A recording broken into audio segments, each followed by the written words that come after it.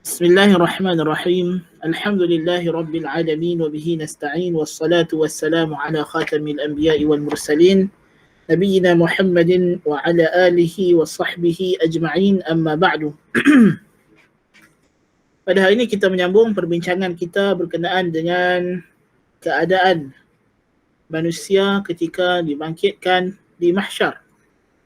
Setelah mana kita melihat keadaan orang yang kafir, na'udzubillahi min dzalik, dan kemudian keadaan usat al-mu'minin, keadaan orang mukmin yang melakukan dosa, ya, pun begitu mengerikan, ya. Itu kalau orang mukmin yang melakukan dosa pun sudah cukup mengerikan, apatah lagi orang yang kafir, na'udzubillahi min dzalik. Maka pada hari ini kita nak bincangkan bagaimana pula halul atqiya, keadaan orang yang bertakwa, keadaan orang yang taat kepada Allah Subhanahu wa taala. Membab kita menghimpunkan di antara tarhib dan juga targhib. Selain daripada kita menggerunkan, kita juga hendak menggemarkan dan menggalakkan, ya, kita beribadah kepada Allah Taala dalam keadaan kita menghimpunkan di antara al-khauf, takut, dan juga ar-raja, mengharap. Jadi kita takut kita termasuk dalam golongan yang diazab oleh Allah, dalam masa yang sama kita tidak putus harapan untuk termasuk dalam golongan yang dirahmati, diberkati dan diberikan perlindungan oleh Allah Subhanahu wa taala.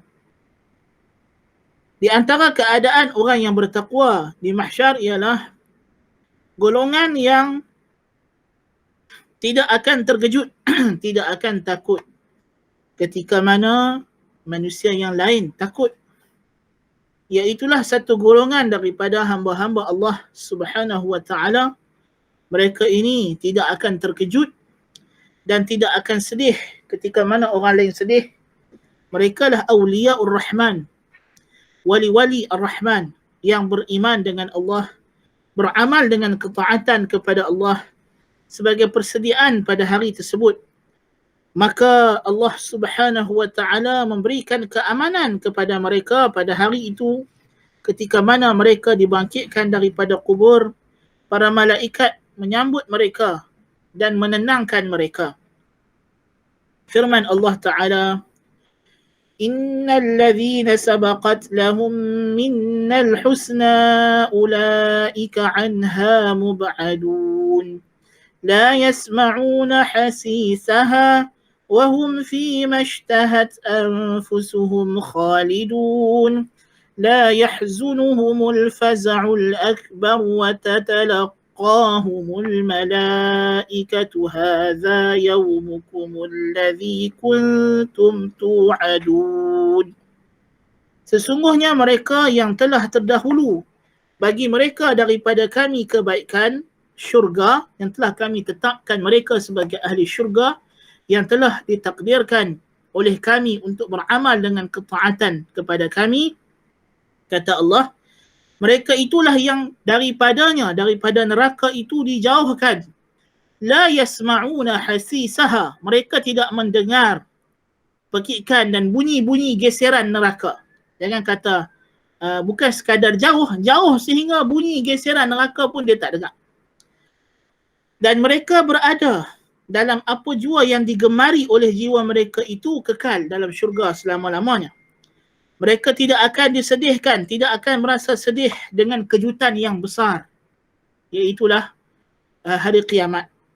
Dan para malaikat akan bertemu dengan mereka lalu berkata, inilah hari kamu yang kamu telah dijanjikan akan mendapat ganjaran Allah.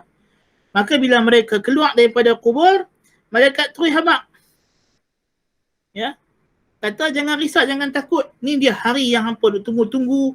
Yang hampa dulu masa di dunia, malam-malam duk menangis, merambu air mata, takut kepada Allah, duk berdoa, minta nak masuk syurga. Ni dia, nak masuk dah syurga ni. Kan? Ni nak jumpa dengan Allah Ta'ala. Kan? Jadi, bayangkan. Ya, orang yang memang dah duk bersedia, memang dah tahu nak pi ke situ. Dan sampai pada masanya dia memang dah bersedia, memang dia nak jumpa hari tersebut. Adakah dia akan terkejut? Tak terkejut dah lah, kan? Dan al-faza'ul akbar, kejutan yang terbesar itu ialah apa yang melanda para manusia, para hamba, makhluk ketika mana mereka dibangkitkan daripada kubur, iaitulah firman Allah Ta'ala, innama yuakhiruhum liyaumin tashkhasu fihi al-absar. Sesungguhnya orang yang kafir dan berdosa itu ditangguhkan hukuman mereka pada hari yang pandangan mata akan menjadi terbeliak sebab terkejut. Itulah dia al-faza'ul akbar. Jadi orang mukmin mata mereka tidak akan terbeliak terkejut kerana mereka sudah pun bersiap siaga untuk bertemu dan menghadapi hari tersebut. Yang terkejut ni yang tak sangka lah, yang tak sangka kata nak mai hari tersebut, dia terkejut lah. Dan pada hari itulah akan diserukan kepada mereka, ya ibadi la khawfun alaikumul yawma wa la antum tahzanun alladzina amanu bi ayatina wa kanu muslimin. Wahai hamba-hambaku, tiada lagi takut kepada kamu pada hari ini dan tiada lagi kamu akan bersedih. Iaitulah mereka yang beriman dan dengan ayat-ayat kami mereka menyerah diri. Mereka menyerah diri kepada ayat-ayat dan tanda-tanda kebesaran kami, beriman dengan kami pada waktu bila ketika di dunia. Kan? Jadi pada hari tersebut Allah Ta'ala akan panggil dan beritahu mereka, ya ibadi, wahai hamba-hambaku, la khawfun alaikum al-yawm. Hari ini kamu tak payah rasa takut dah pasal kamu di dunia dulu dah takut dekat aku dah. Wala antum tahzanun, dan jangan sedih sebab kamu di dunia dulu duk sedih banyak dah. Duk sedih takut tak dapat apa yang Allah Ta'ala janjikan daripada syurga, maka kamu beramal, kamu minta kepada aku dengan sungguh-sungguh. So hari ini tak payah sedih, tak payah takut. Sebab apa? Tak ada apa yang rugi. Kamu tak ada apa yang terlepas. Kamu dapat semua nikmat. Ya? Nak takut apa? Aku tak marah ke hampa. Jadi mereka itu ialah mereka yang beriman dan menyerah diri kepada Allah.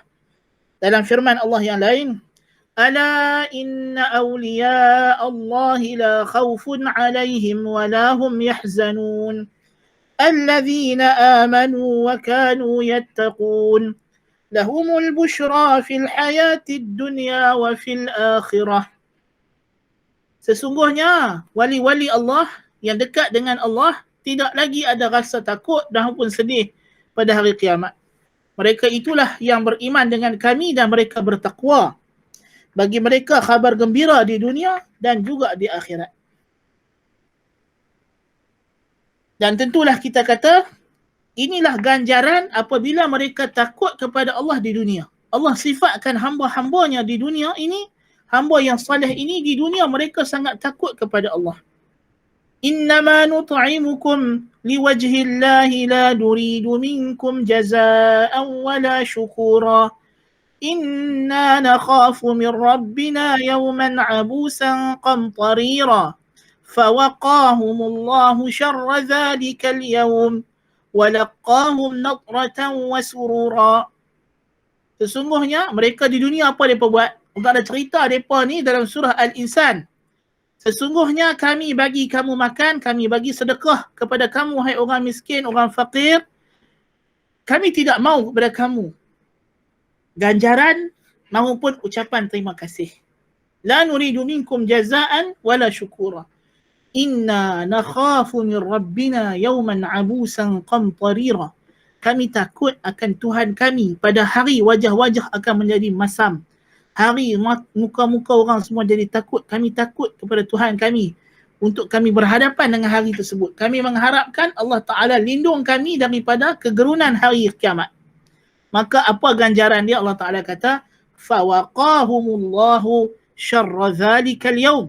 Maka Allah melindungi mereka daripada keburukan hari tersebut. Walaqahum nadratan wa surura. Dan Allah berikan kepada wajah mereka keserian dan kegembiraan.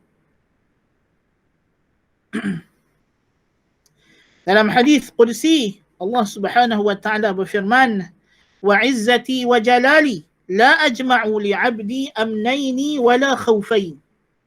Aku tidak akan himpunkan, kata Allah, demi keagunganku dan keluhuranku. Aku tak akan himpunkan untuk hambaku dua rasa aman dan dua rasa takut. In huwa ammanani fid dunya akhaftuhu yaumal qiyamah. Kalau dia rasa aman dengan azabku di dunia, kalau di dunia dia tak rasa takut dengan aku akan takutkan dia yauma ajma'u fihi ibadi. Aku akan takutkan dia pada hari di mana aku himpunkan semua makhluk aku, hari kiamat. Wa in huwa khafani fid dunya ammantuhu yauma ajma'u fihi ibadi. Kalau dia takut kepadaku di dunia, aku akan beri dia rasa aman pada hari aku himpunkan hamba-hamba aku semuanya. Jadi inilah kita kata Allah Ta'ala sebut berkenaan dengan Nabi Ibrahim AS dan berkenaan orang ahli tauhid, allazina amanu wa lam yalbisu imanahum bizulmin ulaika lahumul amnu wa hum muhtadun. Mereka yang beriman dan tidak mencampur adukkan iman mereka dengan kezaliman, bagi mereka lah keamanan dan petunjuk di hari kiamat. Kata para ulama, dia ada timbal balas. Sejauh mana kita mensucikan tauhid kita daripada sebarang pencemaran, semakin banyaklah aman dan kita akan dapat di akhirat. Kalau kita dan sekadar mana iman dan tauhid kita berkurangan, sekadar itu jugalah rasa aman di akhirat itu akan berkurang. So ini golongan yang takutkan Allah Azza wa Jalla di dunia, maka mereka tidak akan ada lagi rasa takut di hari akhirat, di pada mahsyar.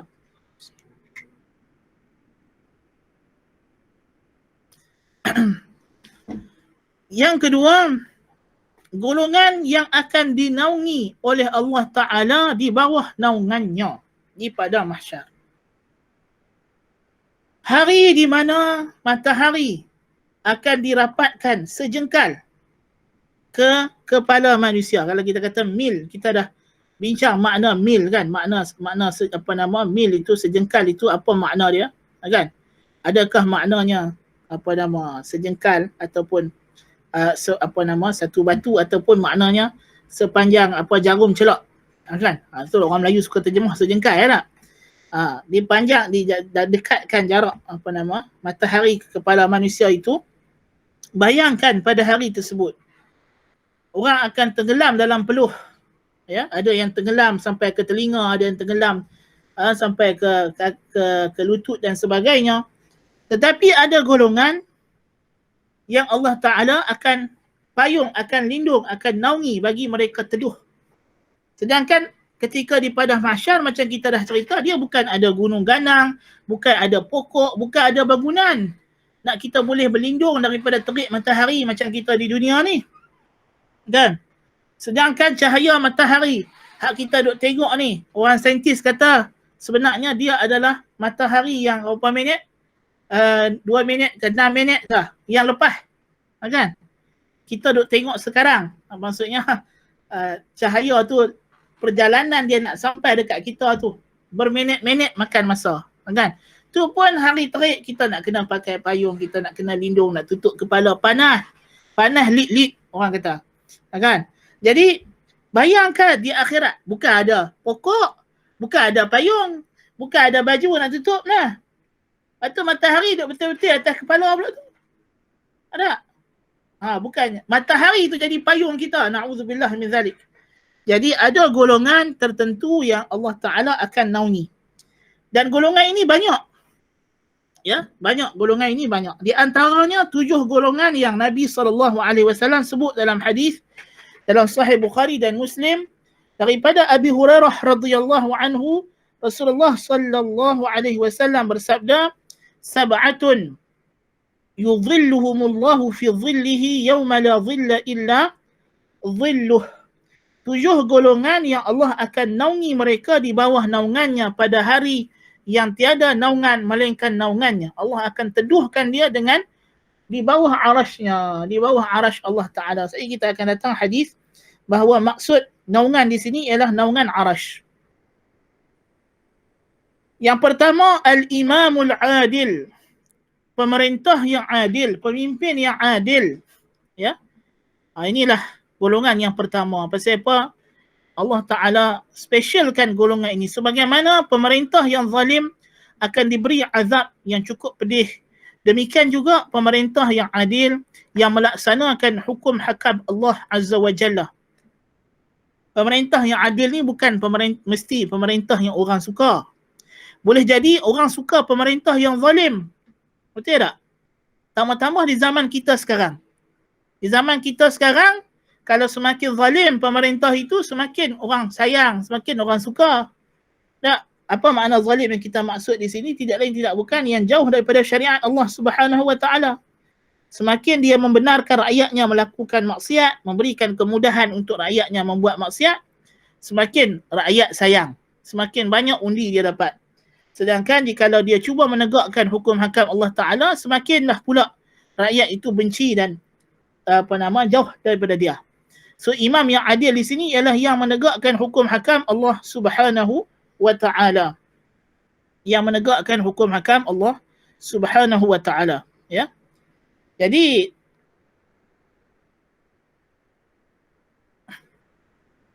imam yang adil ni kita kena faham maksud dia, ya.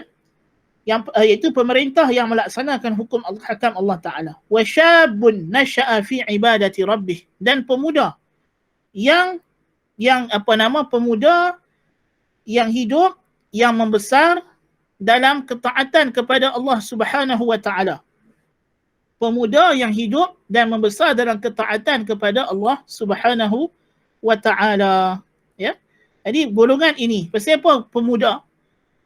Maksudnya dia ni daripada muda, dia tidak pernah terjebak ke dalam seperti orang-orang muda yang lain. Sebab tu dalam hadis yang lain Nabi SAW kata, Tuhan kamu kagum dengan pemuda yang tidak ada kecenderungan seperti anak-anak muda yang lain.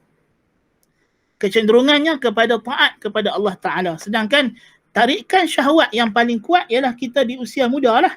Di usia tua jarang dah tenaga pun dah kurang dah apa semua, mana nak tarikan syahwat lagi kan. Jadi di usia muda, kalau di usia muda itu ada tarikan syahwat, maka kemungkinan besar dia akan berlanjut-lanjut. Tapi orang muda yang berjaya mengawal syahwatnya ketika usia muda, waktu tuanya tentu lebih taat lagi. Tentu dia akan lebih jauh daripada maksiat lagi. Wa rajulun qalbuhu mu'allaqun fil masajid, dan lelaki yang hatinya tergantung di masjid. Tengok Nabi kata, hati dia, jantung dia tertinggal di masjid. Jasad saja balik rumah. Hati duduk di masjid, tak tinggal. Dia sentiasa nak kena pergi balik ke masjid. Dia rasa rindu walaupun baru balik daripada semayang maghrib. Tapi dah rindu nak pergi semayang isyak. Baru balik semayang isyak, dah doktor nanti-nanti nak pergi semayang subuh. Jadi dia suka dengan rumah Allah Ta'ala, dengan masjid. Inilah dalam Islam, tempat yang kita disuruh ulang alik pergi duduk ibadat, masjid. Dia tak ada pergi duduk di gunung ganang, masuk dalam hutan, duduk dalam gua, tak ada. Ada. Kita i'tikaf dalam masjid. Wa rajulani tahabba fillahi ijtama'a alaihi wa tafarraqa alaihi. Dan dua orang yang berkasih sayang kerana Allah. Dua lelaki yang kasih sayang kerana Allah Ta'ala. Orang lelaki lah, orang perempuan, tanggungjawab dia dengan suami. Bukan dia nak boleh, ada BFF. I tak boleh lah hari ni nak masak dengan you. Best friend I nak ajak I pergi shopping. Orang perempuan dia tak boleh lah macam tu. Kan? Syurga dia dengan khidmat dia pada suami. Orang lelaki yang perlukan kawan-kawan yang rapat ini sebab mereka keluar rumah, nak pergi buat kerja, nak apa. Kan? Jadi mereka perlukan teman-teman sekerja. Kan? Jadi sebab tu Nabi sebut wa rajulani, dua orang lelaki yang berkasih sayang, berkasih mesra kerana Allah. Mereka berhimpun kerana Allah, berpisah pun kerana Allah Subhanahu wa Ta'ala. Dan ini adalah payah nak jadi. Kerana banyak manusia berkawan sebab habuan dunia.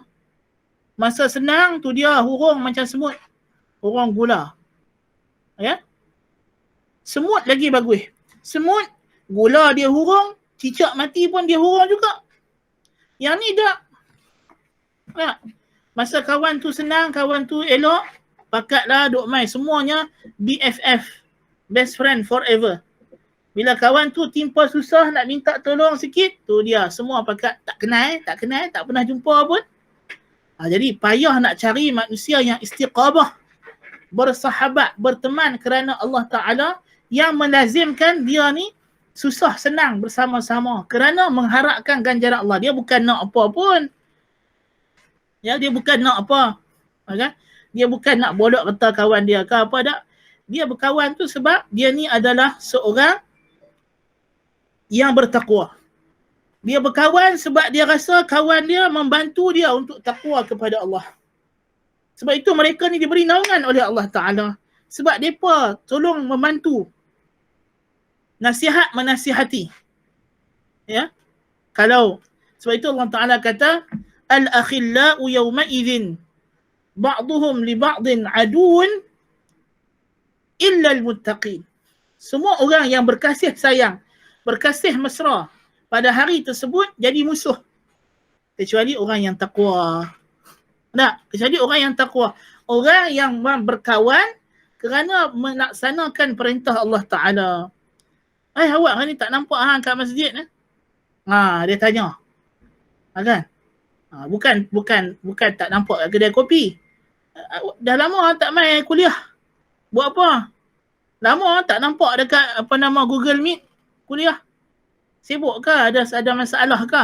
Dia peringat kawan dia pasal agak melaksanakan tanggungjawab sebagai seorang khalifah Allah di muka bumi.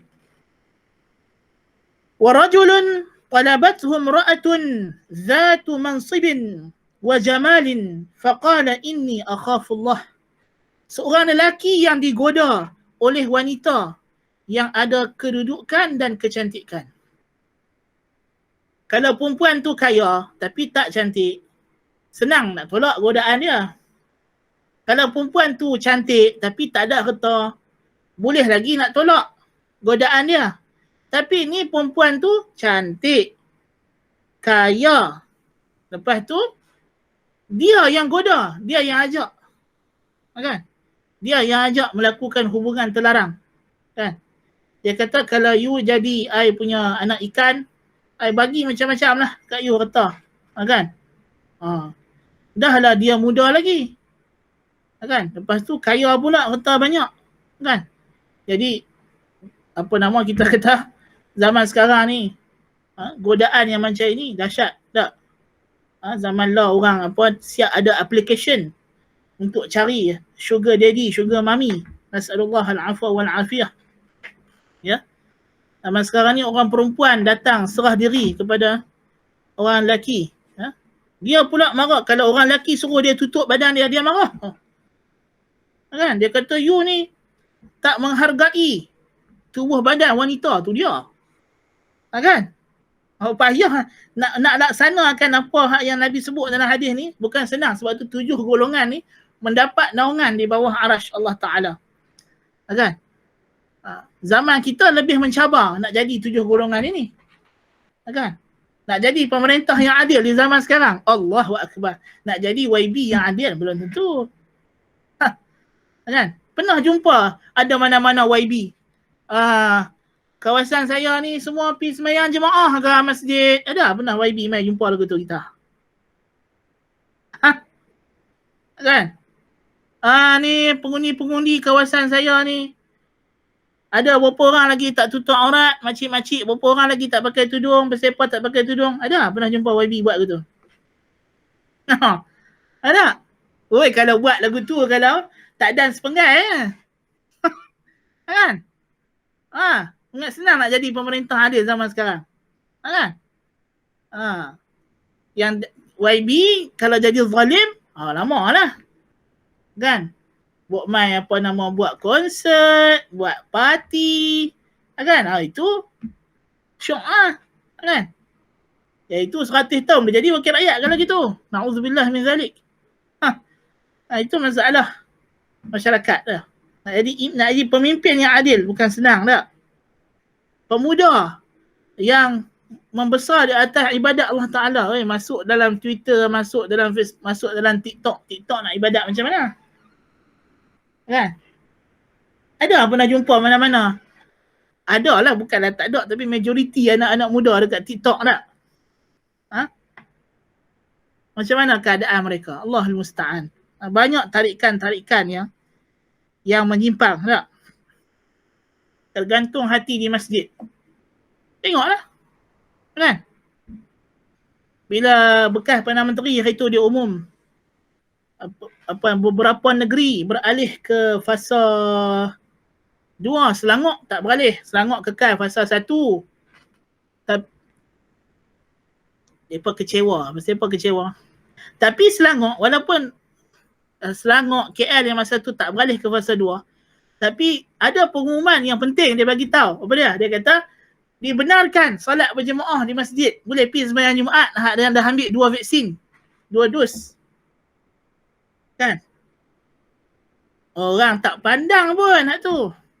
Yang mereka duk cemuh, apalah bila nak boleh balik kampung, bila nak boleh buka kedai, bila nak boleh. Tak?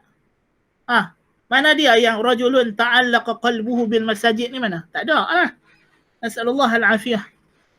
Kan? Sepatutnya kita ni kalau dengar boleh pergi masjid tu, Allahu akbar, lega. Hak tu yang penting ya. Kan? Pasal mati memang nak kena mati. Bukan kalau kata COVID ni hilang kita tak mati.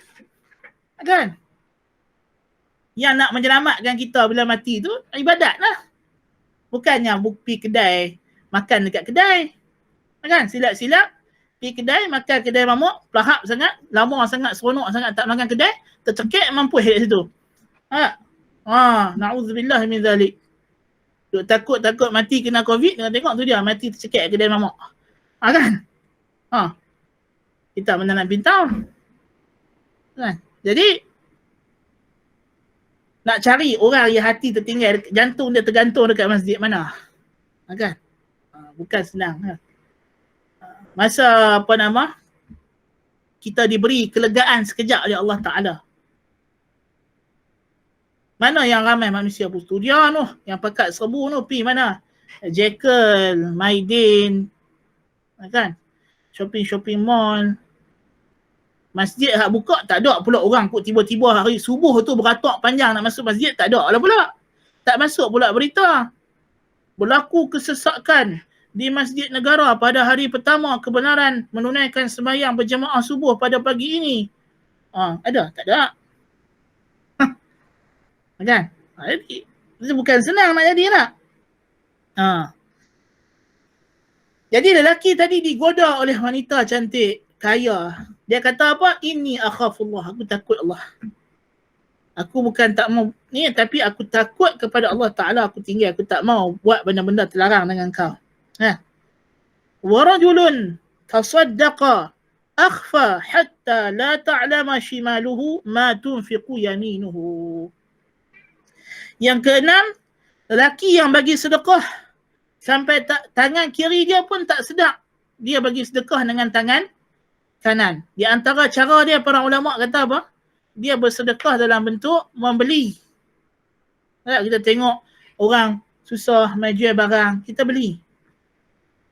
Beli lebih, padahal kita bukan perlukan benda tu pun. Beli pasal nak bagi dia duit saja. So tangan kiri pun tak tahu kita duk sedekah sebenarnya. Pasal zahirnya tengok duk jual beli. Kan? Kita bagi duit, dia bagi barang. Rupanya kita duk sedekah, duk tolong dia. Kan? Berapa harga barang ni?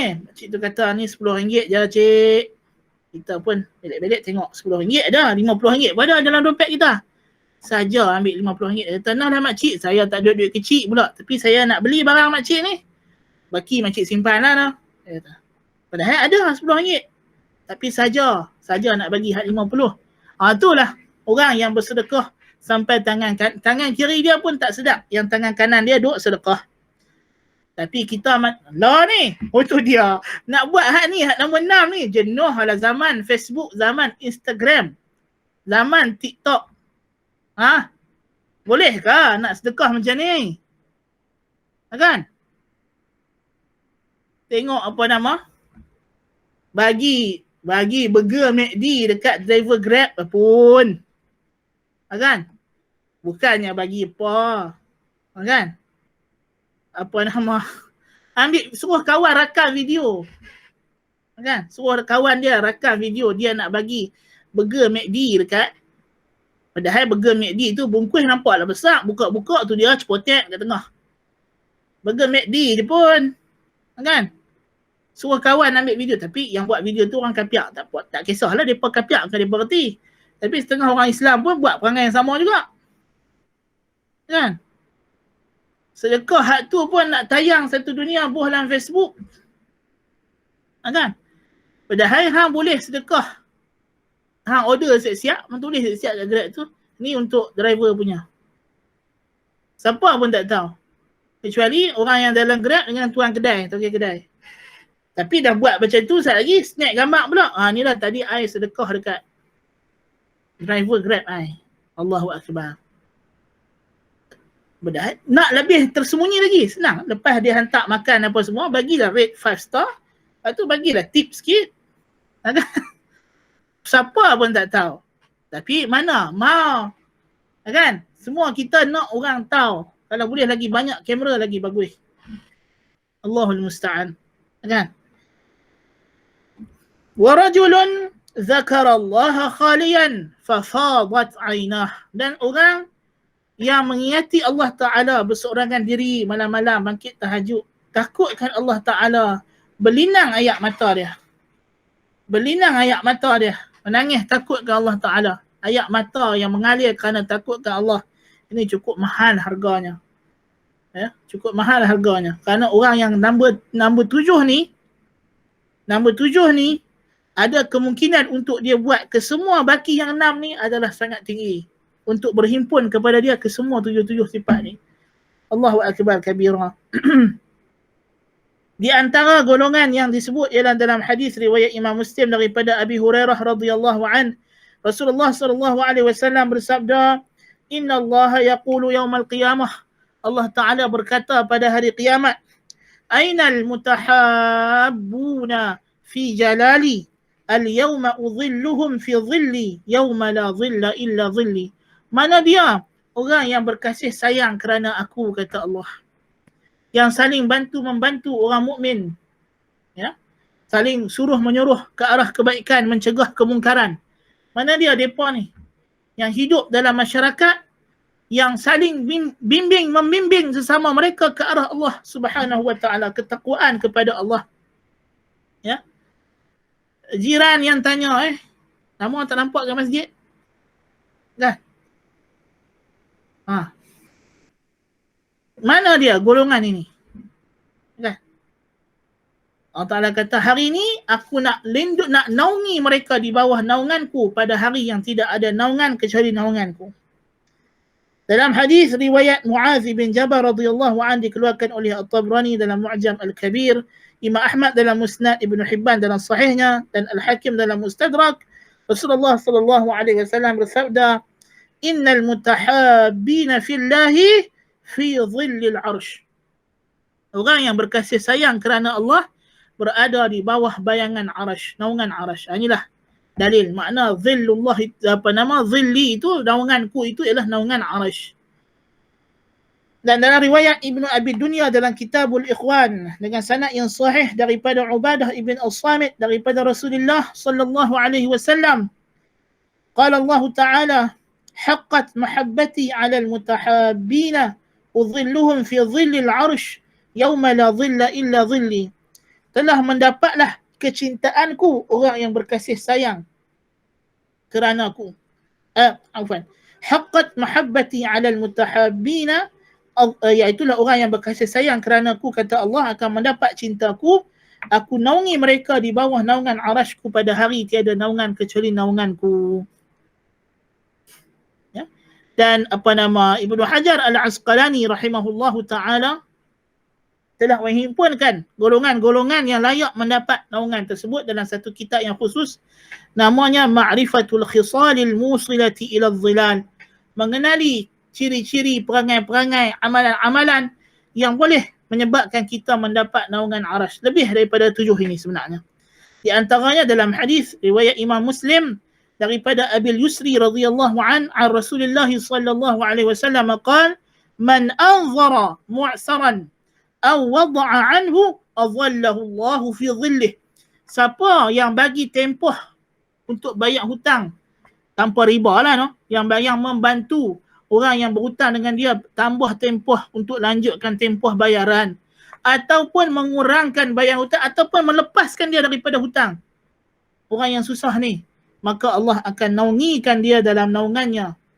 Dan di antaranya dalam hadis riwayat Ad-Darimi dan Imam Ahmad daripada Abi Qatadah daripada Rasulullah sallallahu alaihi wasallam, man nafasa an gharimihi aw maha anhu kana fi dhillil arshi yaumal qiyamah.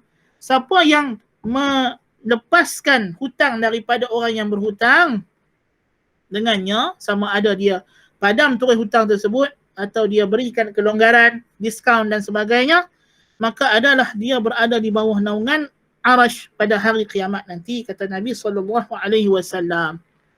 Tengok. Jadi ini golongan yang Allah Ta'ala akan beri naungan. Seperti mana orang yang makan riba, alladzina ya'kuluna riba la yaqumuna illa kama yatakhabbathu asyaitanu minal mas. Orang yang makan riba pula, na'udzubillah min zalik, kita bincang, dia akan bangkit daripada kubur seperti keadaan orang kena rasuk, jalan teruyung hayang, menjerit, terpekik, terlung macam orang histeria. Na'udzubillah min zalik. Orang yang membantu orang dengan dalam memberi hutang, dia pula akan dinaungi oleh Allah Ta'ala di bawah arasy-Nya. Golongan yang ketiga, orang yang membantu hajat saudara-saudaranya. Ini di antara perkara yang banyak sekali membantu kita untuk terlepas daripada kesukaran hari akhirat. Apa dia? Membantu orang di dunia ini untuk terlepas daripada kesukaran dunia.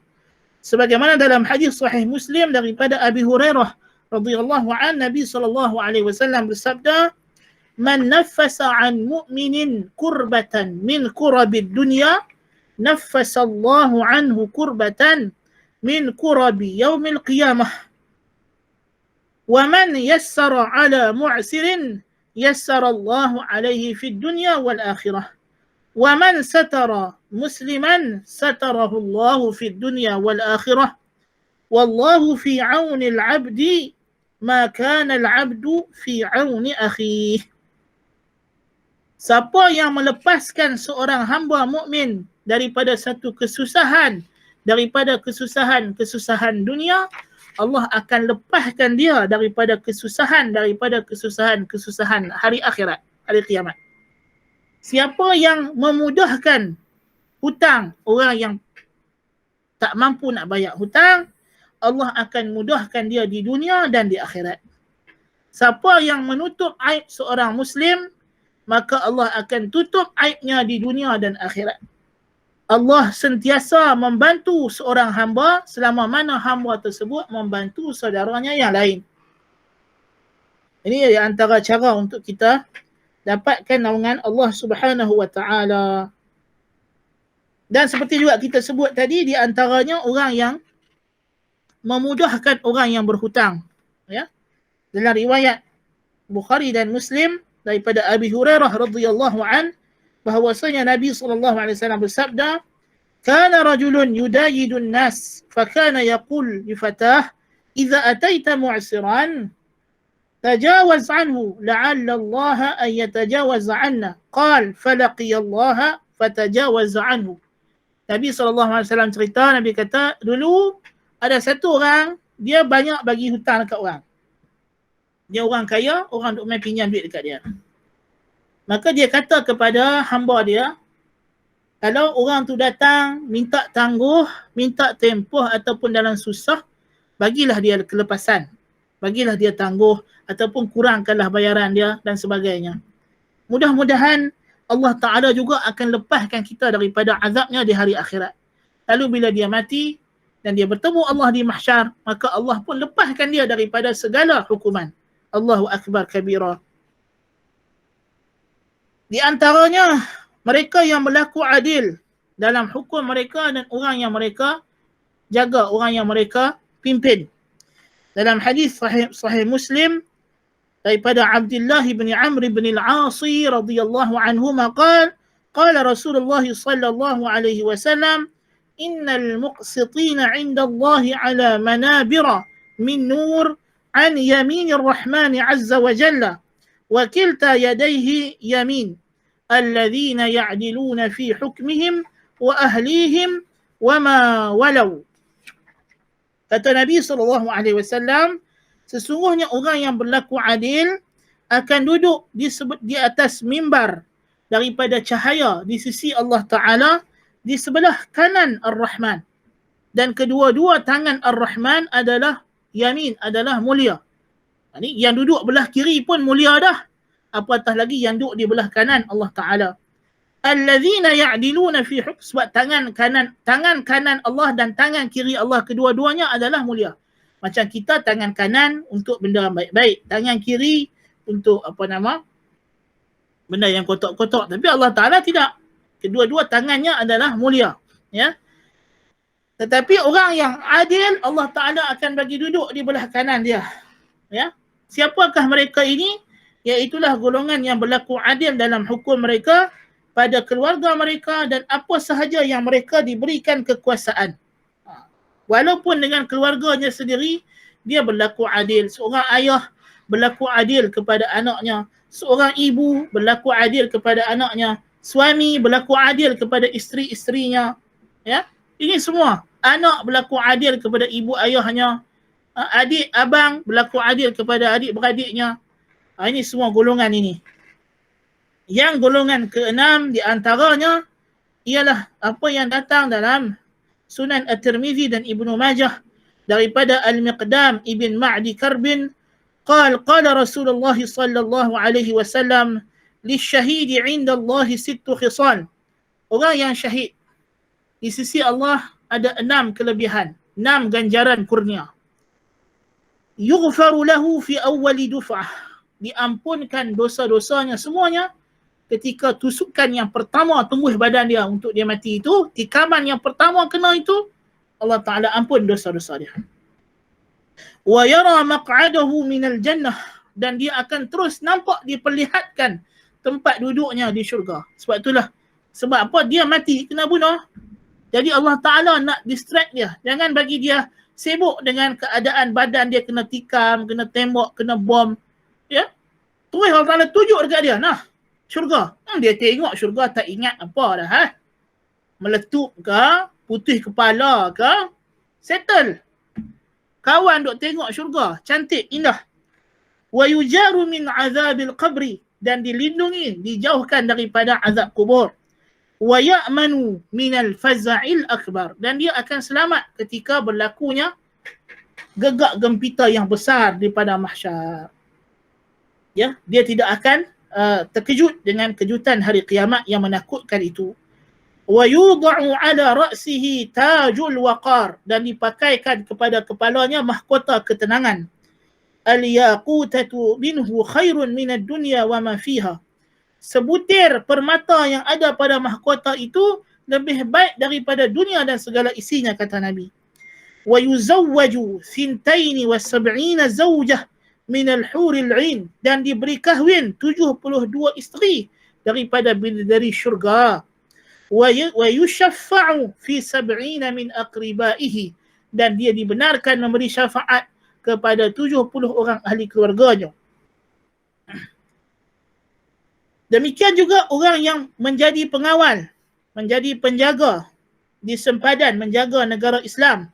Dalam hadis riwayat At-Tabrani dengan sanad yang sahih daripada Abi Darda radhiyallahu an, daripada Nabi sallallahu alaihi wasallam qala, ribatu yawmin khairun min siyami dahrin, wa man mata murabitan fi sabilillahi amina min al-faz'il akbar, wa ghudiya alayhi bi rizqihi, wa riha alayhi min al-jannah, wa yujri alayhi ajrul murabit hatta yab'athahu Allah. Orang yang menjadi pengawal sempadan negara Islam, jadi tentera yang berkawal, yang menjaga sempadan, menjaga keamanan negara, jadi polis, menjaga keselamatan negara Islam. Dia mati. Tadi kalau mati dalam perang, ini mati biasa. Mati dalam keadaan dia masih lagi melaksanakan kerja tersebut. Nabi kata, kerjanya itu sehari lebih baik daripada puasa sepanjang tahun. Dan siapa yang mati dalam keadaan duk berjaga di jalan Allah Ta'ala akan diberi keamanan daripada kejutan yang terbesar, kejutan hari kiamat. Dan diberikan kepadanya rezekinya. Dalam kubur diberi rezeki dia. Tidak putih-putih. dan dibatangkan bayi angin-angin syurga ke dalam kuburnya, dan diberi kepadanya pahala murabit sampailah dia bangkit di hari kiamat. So pahala terus berjalan walaupun dia telah meninggal dunia. Demikian juga orang yang mati syahid, Nabi SAW bersabda, Ja'a yawmal qiyamah al-lawn lawnud dam wal-rihu rihul misk. Darahnya akan datang warna darah tapi bau-bau kasturi. Allahu akbar kabira.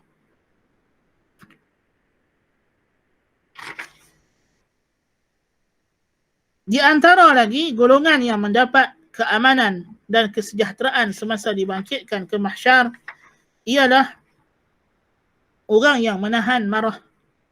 Orang yang boleh mengawal dirinya ketika marah. Kerana marah ni waktu yang kita tak boleh kawal diri.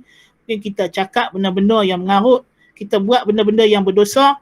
Tapi orang yang boleh kawal dirinya ketika marah, inilah Allah Subhanahu wa ta'ala janjikan bagi mereka. Seperti mana dalam surah Ali Imran ayat 133-34. وَسَارِعُوا إِلَى مَغْفِرَةٍ مِّن رَبِّكُمْ وَجَنَّةٍ عَرْضُهَا السَّمَاوَاتُ وَالْأَرْضُ أُعِدَّتْ لِلْمُتَّقِينَ الَّذِينَ يُنْفِقُونَ فِي السَّرَّاءِ وَالضَّرَّاءِ وَالْكَاظِمِينَ الْغَيْظَ وَالْعَافِينَ عَنِ النَّاسِ وَاللَّهُ يُحِبُّ الْمُحْسِنِينَ. Bersegeralah kamu menuju keampunan Tuhan kamu dan bersegeralah kamu menuju syurga yang luas bentangannya bagaikan langit dan bumi. Disediakan untuk orang yang bertakwa, iaitulah mereka yang memberi infak ketika senang dan ketika susah, yang menahan marah, memaafkan kesalahan orang yang lain, dan Allah cintakan orang yang berlaku ihsan. Dan pada hari kiamat dalam riwayat At-Tirmizi dan Abi Dawud daripada Sahal ibn Mu'adz ibn Jabal daripada ayahnya Mu'adz ibn Jabal radhiyallahu anhu, qala Rasulullah sallallahu alaihi wasallam, man kadhama ghaidhan wa huwa yaqdiru an yunafidhahu da'ahu Allah ala ru'usil khalaiq yawm al-qiyamah hatta yukhayyiruhu fi ayyil huril 'ain sya'. Orang yang menahan marah ni, kata Nabi SAW, dia akan dipanggil oleh Allah Ta'ala di mahsyar nanti, di khalayak ramai, untuk dia pilih mana satu bidadari syurga yang dia berkenan. Itu dia, sampai teratur dia punya ganjaran dia. Dia menahan marah sedangkan dia mampu melaksanakan perkara-perkara jahat ketika dia marah tersebut.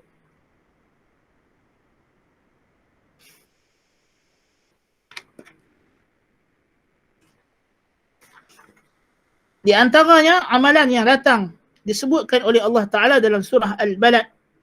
فَلَقْتَحَمَ الْعَقَبَةِ وَمَا أَدْرَاكَ مَا الْعَقَبَةِ فَكُّ رَقَبَةٍ. Membebaskan hamba sahaya Muslim. Membebaskan hamba sahaya mukmin.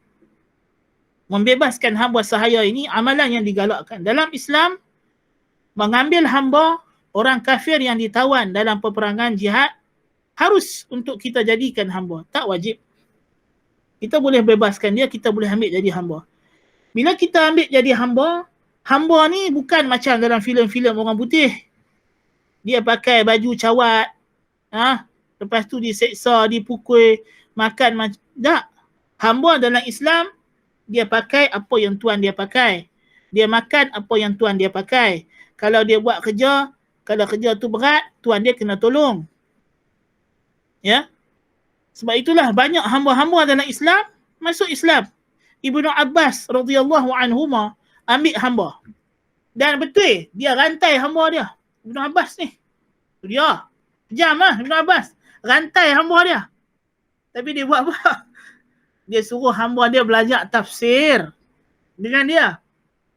Tu dia. Hamba dia bukan buat hamba. Dia buat jadi anak murid. Lalu apa kesan hamba dia yang kena rantai ni tadi? Akhirnya hamba dia, tu dialah yang kita duk baca kitab tafsir tu, kita akan jumpa berkata Ikrimah Maula Ibnu Abbas, maksud ayat ini adalah sekian. Tu dia. Jadi ulama. Kan?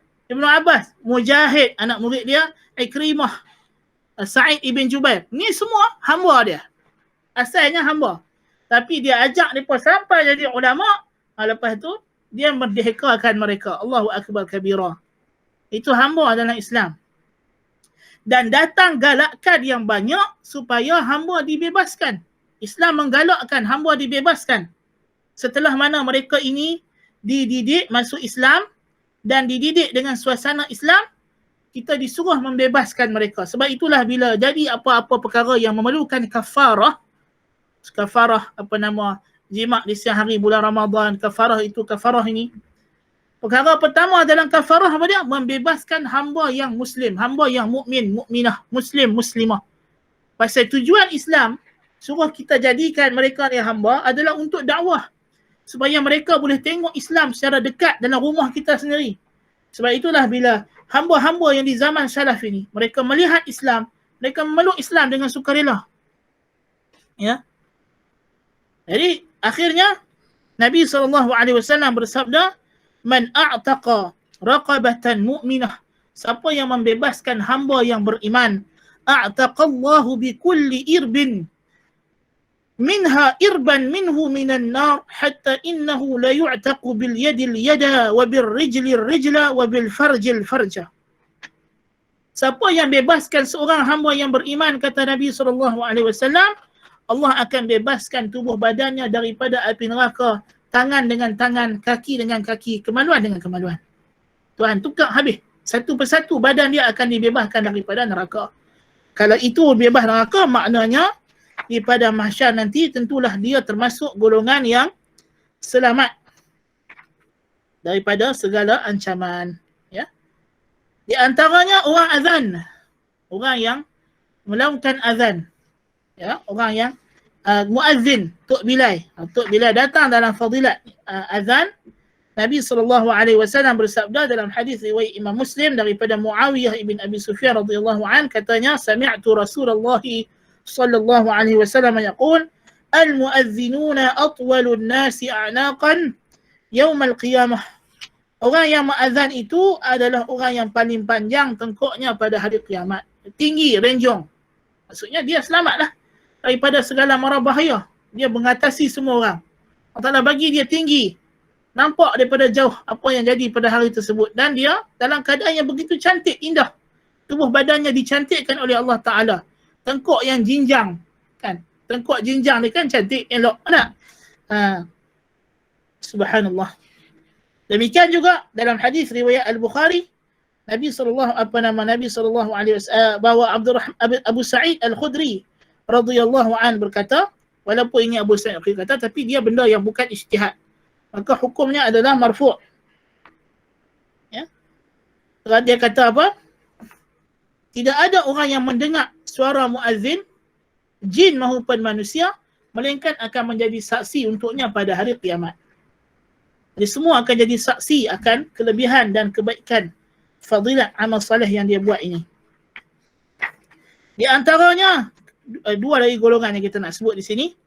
Nabi SAW bersabda dalam hadis yang diriwayatkan oleh At-Tirmizi dan An-Nasa'i daripada Ka'ab ibn Murrah, bahwasanya Rasulullah SAW bersabda, man syaba syaibatan fil Islam kanat lahu nuran yaumal qiyamah. Siapa yang beruban dalam Islam, baginya cahaya pada hari kiamat. Orang tua yang tua dalam Islam, yakni kita diberi nikmat oleh Allah Ta'ala hidup sebagai Muslim daripada muda sampai tua.